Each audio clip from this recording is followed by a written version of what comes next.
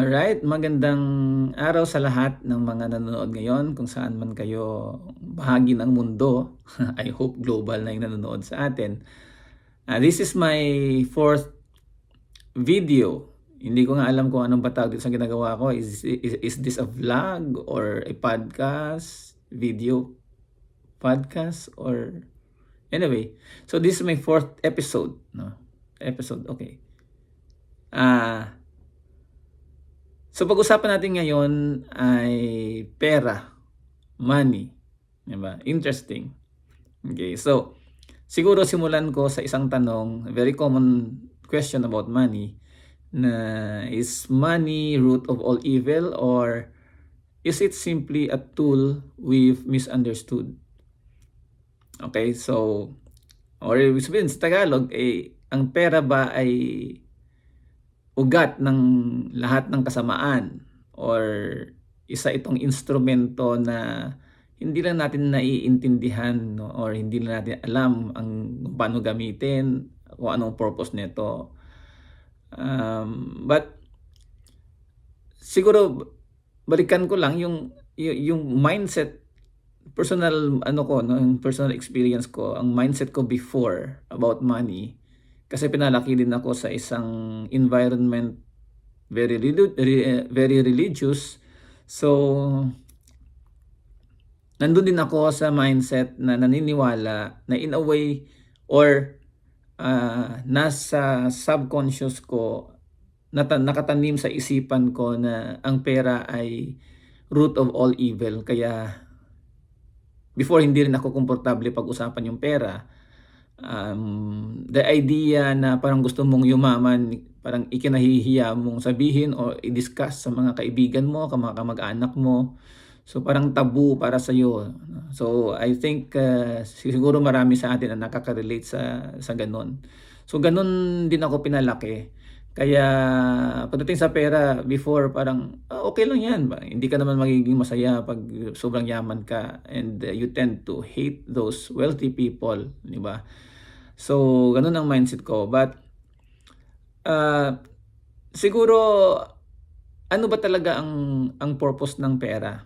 Again, bago ko makalimutan, lagi kong sinasabi na the purpose why I'm doing this podcast is to teach what I have learned. So hindi ko sinasabing expertise ko ito, but sinishare ko lang din ang mga bagay na natutunan ko kasi nga doon nga sa paniniwala based on what I've learned na para maintindihan mo lalo ang isang bagay, mas maganda kung itinuturo mo. So I hope na makapagbigay din ako ng konting kaalaman doon sa mga taong parehas ko na nag-aaral din. Diba? So ang yung subject ng pera, money or finances is something that I'm learning sa ngayon. So ayun, kaya samahan niyo ako doon sa journey na yon para intindihin ang mga bagay-bagay sa mga susunod pang episode, kung ano man ang mga mai-discuss natin dito. Okay? So, kung pinag-usapan natin before, ang dalawang mindset, which is a fixed and growth mindset. Sa pera naman, meron ding mindset na kung tatawagin a scarcity or abundance mindset when it comes to money. But let me talk first about money as a tool. Okay, so ang pera, no, yung ibang tao kasi nakikita nila ang tao o ang pera as the ultimate goal, 'di ba? So parang gusto na nila magkaroon ng maraming pera without really a good purpose behind it. So yun, but ang pera isa lang talagang tool na pinagkasunduan ng tao na gamitin in exchange of goods and services, kung ano man dyan. Kasi before, siyempre alam naman natin na hindi pa na-imbento ang pera, barter tayo, diba? Exchange of goods and services. Ito yung palay mo, ito palit dito sa isda ko, or gulay mo dito sa prutas ko, or lilinisan ko yung bakod ko, bibigyan mo ako ng ng kung ano mang pagkain nyo. So, exchange, di ba? But, syempre, habang nagiging moderno ang panahon, naisipan din ng tao na talagang kung i-standardize ang mode of exchange. So, naimbento ang pera. So, it could be anything. It could be a silver, di ba? Before, or kung ano lang na object na pwede mong lagyan ng value. But, yun nga, nagkataon na pera yon ang napagkasunduan ng lahat, binigyan ng value, ito yung amount neto. And binigyan din natin ng value ang mga goods and services natin, and in that way, nakakapag-exchange tayo. So basically, money is a tool. Diba? So, pag money is a tool, paano siya naging masama? Diba? So, I think dun yun sa kung sino ang taong may hawak nito. Kung ano ang taong may hawak nito. So yun nga, ang ika nga, sabi nga, money is not the root of all evil. It is a magnifier of yourself. So, kung masama kang tao at magkaroon ka ng maraming pera, syempre, mas marami kang tool para gawin ang kasamaan na gusto mo. Kung ano mong masamang bagay na gusto mo. But, kung ikaw ay isang napakabuting tao at dumami ang pera mo, syempre, mas marami kang tools and resources para tumulong sa iba. So, ang sinasabi nila na baka sumama ako pag marami akong pera, I think for me, in my opinion, well, yun nga, kung hindi mo kilala ang sarili mo, pwede. Pero, kung magkakaroon ka ng pera, it will just minsan unfold kung sino ka talaga totoo deep inside. Na baka hindi ka lang hindi ka sumama dahil sa pera, pero baka innate sa'yo, ganun ka na talaga, but the time na wala ka pang pera, wala ka ring way or tool to express kung anong nasa loob mo.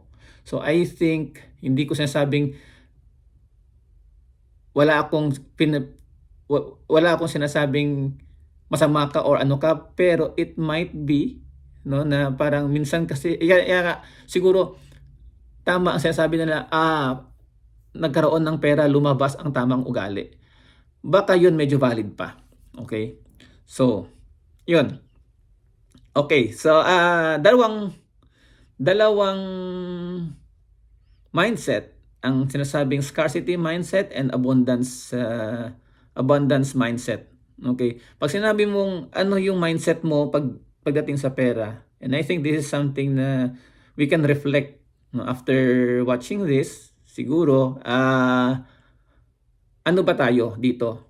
Scarcity mindset ba tayo or abundance? Pag sinabi mo scarcity mindset, yung parang may fear ka of not having enough, lalo na kung medyo kapus-kapus ka sa pera, nag-hold back ka sa mga opportunities, nag-hoard ka ng mga resources, imbis na magbigay ka, sabihin mo, ay hindi, baka kulang pa ito sa akin, ito lang yung sa akin. So parang may fear ka. So minsan sinasalba mo yung sarili mo na nakafocus ka lang doon sa amount na meron ka, kaya nililimit mo yung sarili mo, nililimit mo yung mga opportunities, nililimit mo ang sarili mo sa mga bagay na pwede mo pa dapat gawin. Whereas kung abundance mindset ka, you focus on growth. Diba? Okay, ito lang yung amount ko, pero paano ako magkakaroon pa ng mas marami? How can I earn more so that I can get what I want, I can buy what I want, or I can do something more, 'di ba?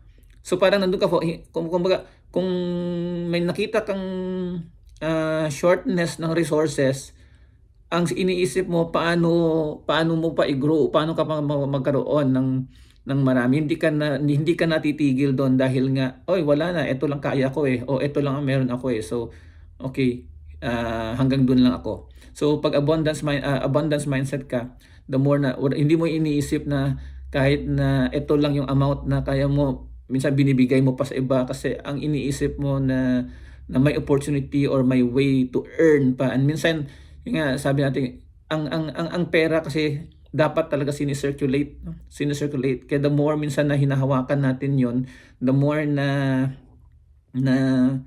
dinideprive natin ang sarili natin, the more din na kumbaga mailap sa atin ang opportunity to earn it. Okay, so yun ang based on my own experience din at learnings.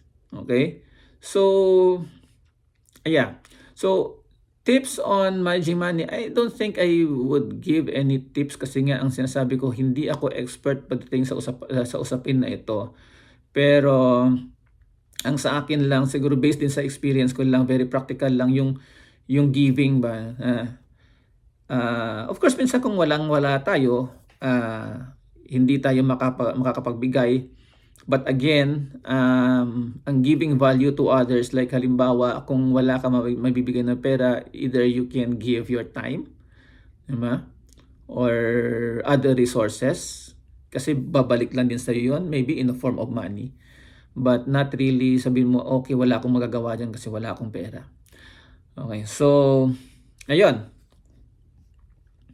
So to summarize, money isn't evil, but our mindset towards it can either limit or unlock its potential, no? Yung potential ng pera.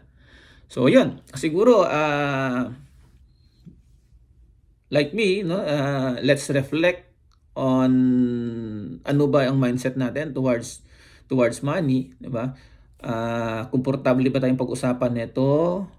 Kasi kung gusto nating yumaman, if you want to live a very comfortable and financially free life, I think kailangan magiging open tayo and magiging komportable tayo na i-welcome ang money as a tool of giving value din sa ibang tao, sa atin, di ba? Ayan, hindi sa gumawa ng isang masamang bagay. Thank you, and sabi nga nila, money nga as a tool, di ba? Kung according to P.T. Barnum, money is a terrible master but an excellent servant. So gamitin natin yung pera as a servant, hindi yung master natin. Okay? So again, maraming salamat. Medyo napahaba-haba yata ang episode ngayon. I hope na nanonood kayo hanggang sa dulo, doon sa mga nanonood pa hanggang at this point. Thank you so much. Kung nagustuhan niyo yung episode na ito or mga lumipas na mga episode, please subscribe, like, and share this kung sinong mga kaibigan, kakilala nyo na hopefully makatulong din ito sa kanila in a very small way. Kasi yun nga, this is my journey towards my own transformation. Diba?